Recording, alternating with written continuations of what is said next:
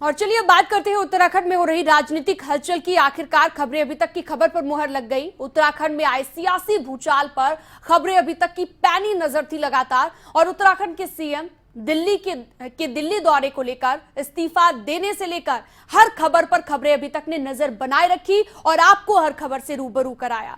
तो कैसे रहा ये पूरा घटनाक्रम, हमारे ब्यूरो चीफ राव शफात अली की ये रिपोर्ट देखिए।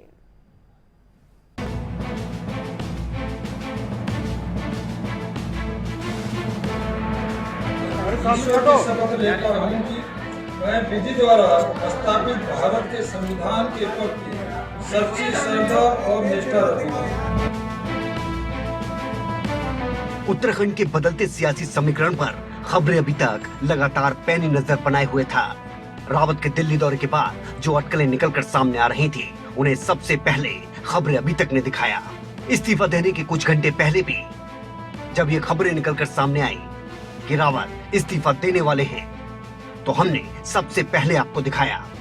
रात 11 बजे राजभवन में तीरथ सिंह रावत नाटकीय अंदाज में अपना इस्तीफा देने राज्यपाल को पहुंचे। उस समय कैसा माहौल था, हमारे ब्यूरो चीफ राव शफात अली उस समय वहां मौजूद रहे। इस वक्त रात के 11 बजे हैं और ये जो सरगर्मी है, ये आप देख सकते हैं कि राजभवन है। इस वक्त हम राजभवन के बाहर खड़े हैं और मुख्यमंत्री तीरथ सिंह रावत, जैसा कि कहा जा रहा था कि कल इस्तीफा देंगे, लेकिन तीरथ सिंह रावत अंदर जा चुके हैं और आज ही संभावित इस्तीफा दिया जाएगा। अभी कुछ देर पहले ही अगर मीडिया सेंटर की बात करते हैं, मीडिया भवन की बात करते हैं, तो मुख्यमंत्री तीरथ सिंह रावत ने एक प्रेस कॉन्फ्रेंस को संबोधित किया था और उसके बाद वो सीधा मीडिया सेंटर से अपने निवास की ओर निकल गए थे। लेकिन खबर जब लगी कि राजभवन आ सकते हैं तो हम राजभवन पहुंचे और राजभवन में ये सरगर्मी आप देख सकते हैं। यहाँ पर मुख्यमंत्री तीरथ सिंह की जो गाड़ी है वो आ चुकी है और अब से कुछ ही देर के बाद राज्यपाल से उनकी मुलाकात होगी। हालांकि बताया जा रहा था कि कल का वक्त था, लेकिन आज रात 11 बजे ही मुख्यमंत्री तीरथ सिंह रावत राजभवन में पहुंचे हैं और ये नज़ारा इस वक्त राजभवन का मैं आपको दिखाना चाहूँगा। यहाँ जो सरगर्मी है वो पूरी तरह से तेज है और अभी जो पता चला है कि तीरथ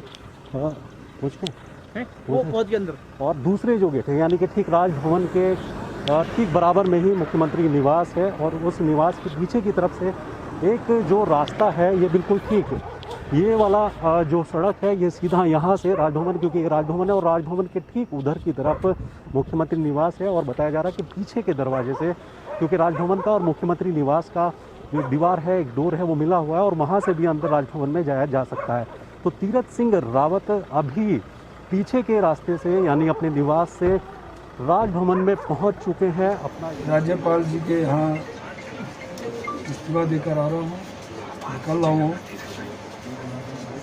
जो चुनाव आयोग के कारण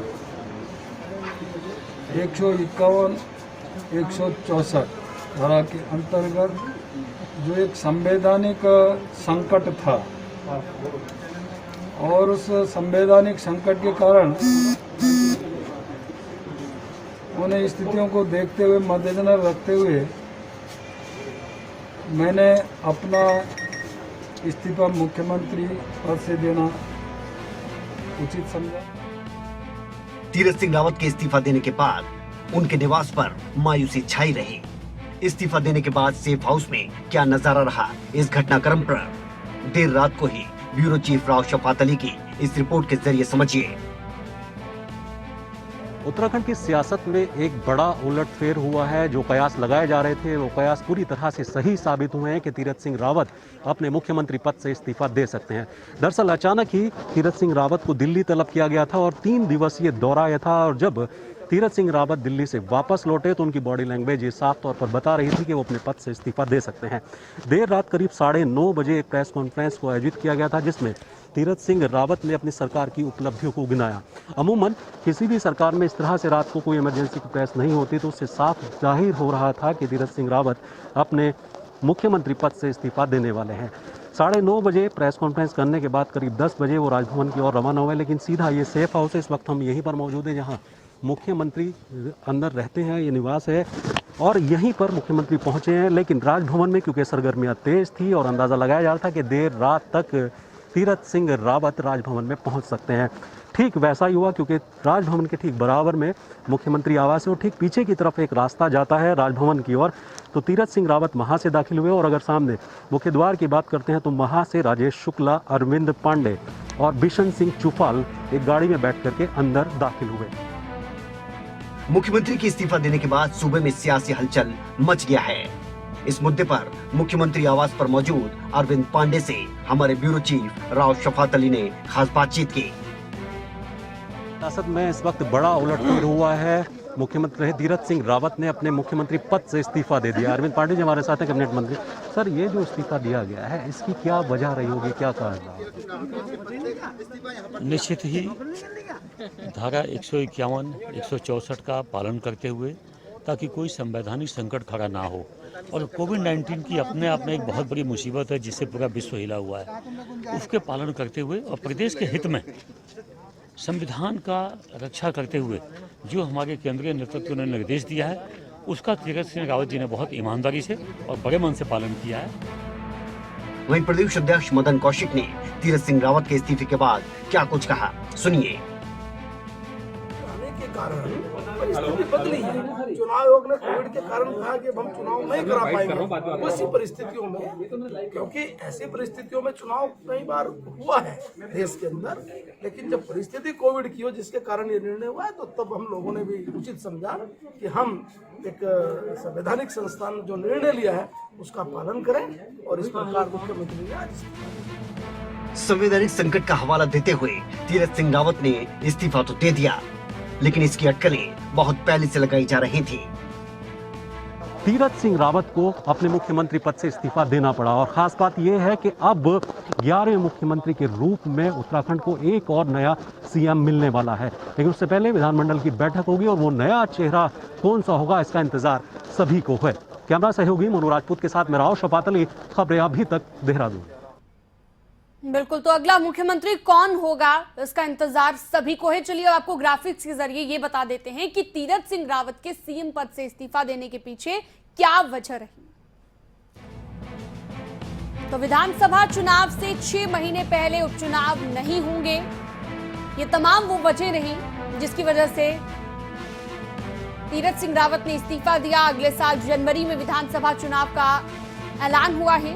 तीरथ सिंह रावत अभी किसी सदन के सदस्य नहीं हैं और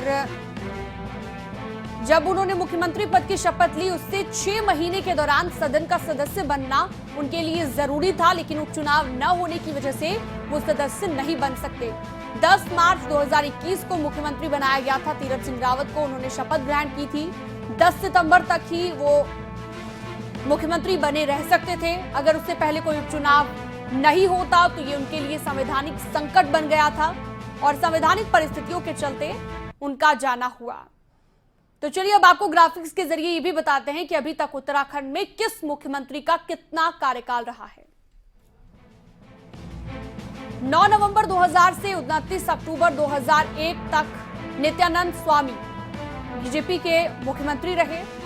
भगत सिंह कोश्यारी रहे 30 अक्टूबर 2001 से लेकर 1 मार्च 2002 तक, ये भी बीजेपी के मुख्यमंत्री थे। वहीं कांग्रेस के नारायण दत्त तिवारी 2 मार्च 2002 से लेकर 7 मार्च 2007 तक रहे। भुवन चंद्र खंडूरी बीजेपी के मुख्यमंत्री रहे 8 मार्च 2007 से लेकर 23 जून 2009 तक। रमेश पोखरियाल निशंक बीजेपी के मुख्यमंत्री रहे 29 जून 2009 से लेकर 10 सितंबर 2011 तक। 10 सितंबर 2011 से 13 मार्च 2012 तक भुवन चंद्र खंडूरी फिर से मुख्यमंत्री बने। उसके बाद विजय बहुगुणा की बात करते हैं, कांग्रेस के मुख्यमंत्री रहे 13 मार्च 2012 से लेकर 31 जनवरी 2014 तक। 1 फरवरी 2014 से 27 मार्च 2016 तक हरीश रावत कांग्रेस के मुख्यमंत्री रहे। इसके बाद 21 अप्रैल 2016 से 22 अप्रैल 2016 तक हरीश रावत फिर से मुख्यमंत्री रहे।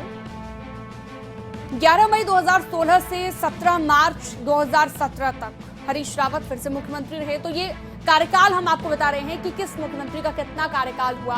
त्रिवेंद्र सिंह रावत 18 मार्च 2017 से लेकर 9 मार्च 2021 तक बीजेपी के मुख्यमंत्री रहे और तीरथ सिंह रावत 10 मार्च 2021 से लेकर 2 जून 2021 तक मुख्यमंत्री रहे।